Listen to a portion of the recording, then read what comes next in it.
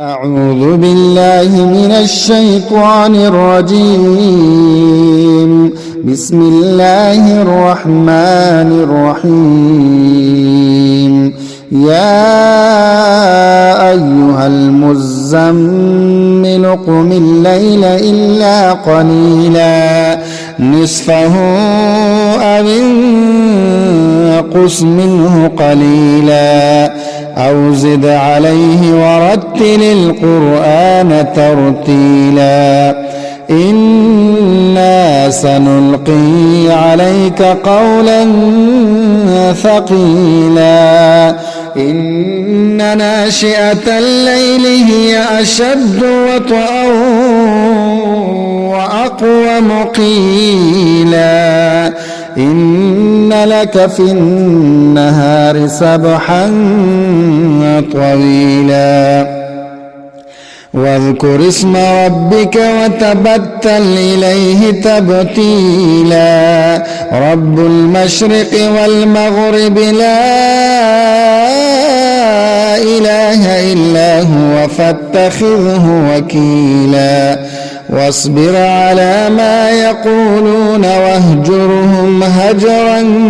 جميلا وذرني والمكذبين أولي النعمة ومهلهم قليلا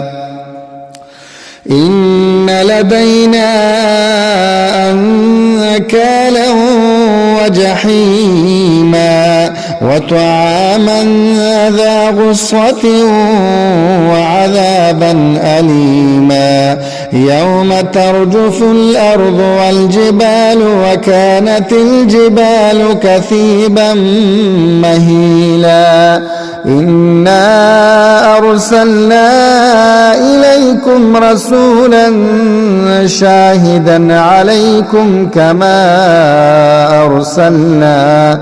كما أرسلنا إلى فرعون رسولا فعصى فرعون الرسول فأخذناه أخذا وبيلا فكيف تتقون إن كفرتم يوما يجعل الولدان شيبا السماء منفطر به كان وعده مفعولا إن هذه تذكرة فمن شاء اتخذ إلى ربه سبيلا إن ربك يعلم أنك تقوم أدنى من ثلثي الليل ونصفه وثلثه وطائفة من الذين معك والله يقدر الليل والنهار علم أن لن تحصوه فتاب عليكم فاقرؤوا ما تيسر من القرآن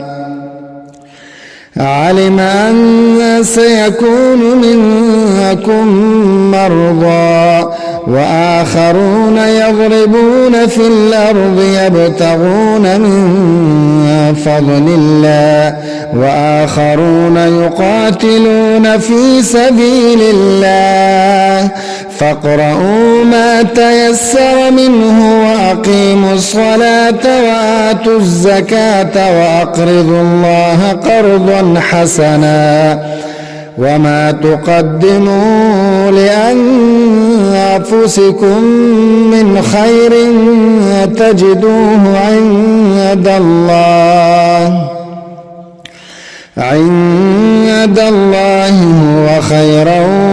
وأعظم أجرا واستغفروا الله إن الله غفور رحيم.